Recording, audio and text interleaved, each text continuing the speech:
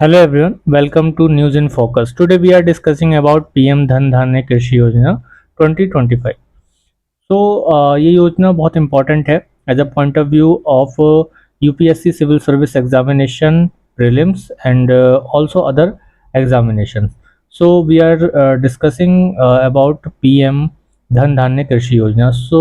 ये जो योजना है ये योजना अप्रोक्स 30 जो एग्जिस्टिंग स्कीम्स थी पहले से ही उन सभी स्कीम्स को मर्ज करके इसको बनाया गया. अभी ये जो इनिशिएटिव है इसका ये इस चीज़ को लेकर है कि जो एग्रीकल्चर डेवलपमेंट है और फार्मर वेलफेयर को एम करके इस स्कीम को बनाया गया है और शुरू किया गया है. तो इसका की ऑब्जेक्टिव ऑफ फाइनेंशियल आउटलेट्स क्या है? Enhance agriculture productivity.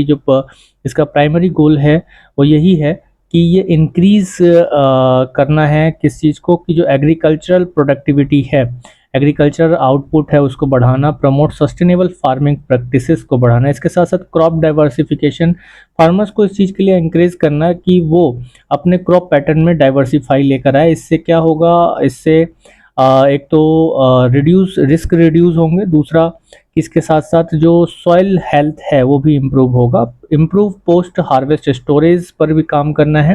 ये एक बहुत ही इम्पॉर्टेंट फोकस एरिया है क्योंकि अक्सर हम लोग ये देखते हैं कि हमारे पास जो पोस्ट हार्वेस्ट इंफ्रास्ट्रक्चर है वो बहुत कम है, जिसकी वजह से क्या होता है कि लॉसेस बहुत ज़्यादा होते हैं. तो इस लॉसेस को मिनिमाइज़ करने के लिए और मार्केट प्राइस अच्छा मिल सके फार्मर्स को अपने एग्रीकल्चरल प्रोडक्ट्स का, उसको ध्यान में रखते हुए पोस्ट हार्वेस्ट स्टोरेज पर भी काम किया जाएगा. यानी मेनली जो वेयर हाउसेज हैं उसकी कमी है कंट्री में, देश में, जिसकी वजह से किसानों को खेतों से अनाज निकलते ही उसे व्यापारियों को बेच देना होता है. जो मिडिल मैन है उसको बेचना पड़ता है क्योंकि उनके पास स्टोर करने के लिए जगह नहीं होता है. और फार्मर से मिडिल मैन कैसे रेट्स पर, बहुत कम रेट्स पर खरीदता है, फिर बाद में उसके प्राइस वो बढ़ाकर बेचता है.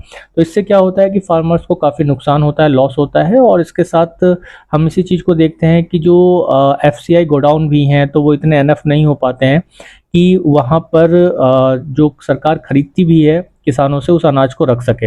हम ये देखते हैं कि उनकी कैपेसिटी आज बहुत कम है.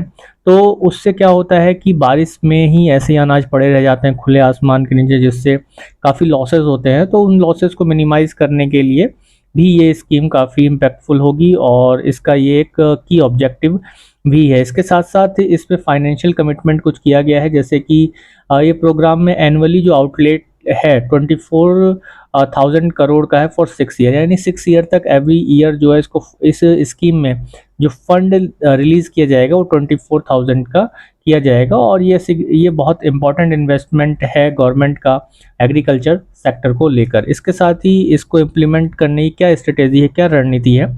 तो स्कीम कवरेजेंस की अगर हम बात करें तो PMDDYK यानी कि प्रधानमंत्री धन धान्य कृषि योजना will be implemented in merging 36 existing schemes. ये जैसा कि मैंने अभी पहले कहा कि 36 जो ऑलरेडी पहले से ही स्कीम्स थी उन स्कीम्स को मिलाकर ये एक स्कीम बनाया गया है. और जो ये सारी स्कीम 36 स्कीम थी ये अलग अलग गवर्नमेंट डिपार्टमेंट्स के साथ चल रही थी.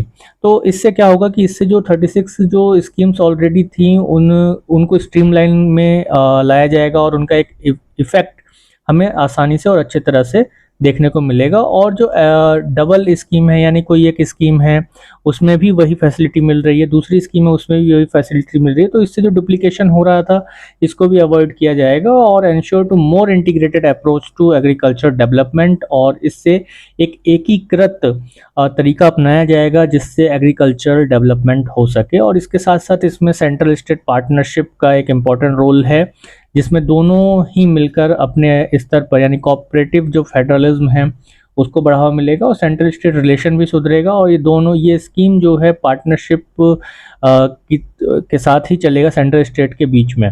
और इसके साथ साथ टारगेटिंग बेनिफिशरीज इसमें रखा गया है कि इस प्रोग्राम में ये माना जा रहा है कि जो बेनिफिट होगा लगभग 1.7 करोड़ जो फार्मर्स हैं उनको बेनिफिट होगा. और इसके साथ साथ उनकी जो आय है, इनकम है, वो भी बढ़ेगा. तो इसके साथ साथ अगर हम देखें तो इसका फेस्ड रोल आउट और डिस्ट्रिक्ट सिलेक्शंस क्या हैं. तो इनिशियल फेज में अगर हम देखें तो ये स्कीम अप्रोक्स 100 डिस्ट्रिक्ट्स में इसको करंट फाइनेंशियल ईयर में शुरू किया जाएगा. और इसका सिलेक्शन क्राइटेरिया क्या होगा, कि अगर हम डिस्ट्रिक्ट का सिलेक्शन क्राइटेरिया देखें तो इसके लिए 3 की इंडिकेटर्स देखे गए हैं कि ऐसे स्टेट जहाँ पे लो प्रोडक्टिविटी है, लो क्रॉपिंग इंटेंसिटी है, लेस क्रेडिट डिसबर्समेंट है, तो ऐसे एरियाज को टारगेट किया जाएगा, ऐसे डिस्ट्रिक्ट्स को टारगेट किया जाएगा और वहाँ पर इसको इम्प्लीमेंट किया जाएगा।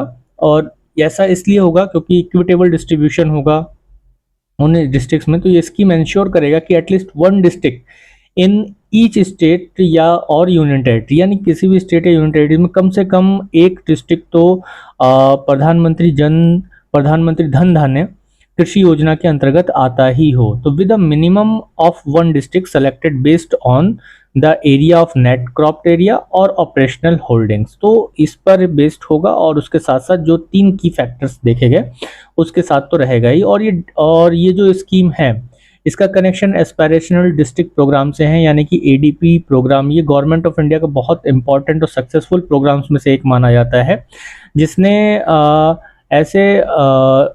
ऐसे लगभग डिस्ट्रिक्ट्स को, जो बैकवर्ड डिस्ट्रिक्ट्स थे उनको डेवलप किया है। इस इनिशिएटिव ने एस्पिरेशनल डिस्ट्रिक्ट प्रोग्राम के थ्रू जो बैकवर्ड डिस्ट्रिक्ट हुआ करते थे उन डिस्ट्रिक्ट्स में काफ़ी डेवलप हुआ है।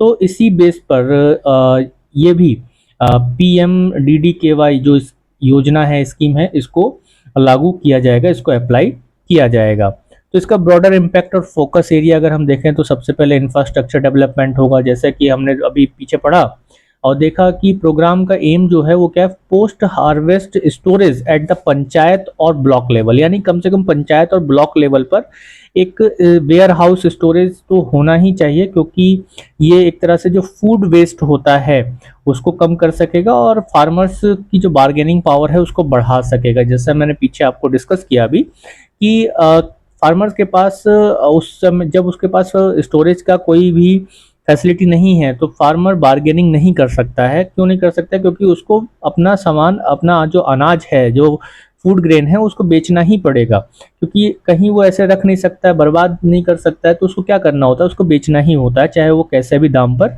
या कैसे भी रेट पर बेचना पड़े उसे। इरिगेशन फैसिलिटीज़ को बढ़ाया जाएगा मेनली ऐसे एरियाज में जो रेन फेड एरियाज हैं या रेन शेडो एरियाज हैं, लाइक महाराष्ट्र का विदर्भ है, मराठवाड़ा है, तेलंगाना के ऐसे क्षेत्र है। मेनली अगर कुछ ऐसे एरिया, ऐसे बुंदेलखंड का एरिया है जहाँ पर मेनली हम लोग ये देखते हैं कि रेन फॉल बहुत कम होता है और वहाँ पर इरिगेशन फैसिलिटीज़ भी बहुत कम है, तो इरिगेशन इंफ्रास्ट्रक्चर को बढ़ाने में भी इसका एक इम्पॉर्टेंट रोल रहेगा। इसके साथ साथ क्रेडिट एक्सेस फैसिलिटीज़ भी दी जाएगी, जिसमें long term and short term credit farmers को दिया जाएगा। ये एक इन्वेस्ट मॉडर्न की तरह काम करेगा ताकि वो इन्वेस्ट कर सके मॉडर्न फार्मिंग टेक्निक्स में, क्वालिटी इनपुट्स में and manage there operational cost effectively.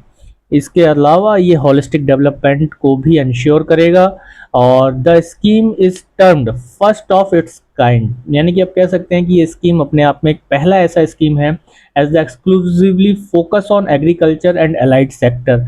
ये एग्रीकल्चर और एलाइड सेक्टर पर फोकस करता है, ये अपने आप में एक पहला स्कीम है और signify a comprehensive and dedicated approach to agriculture reform.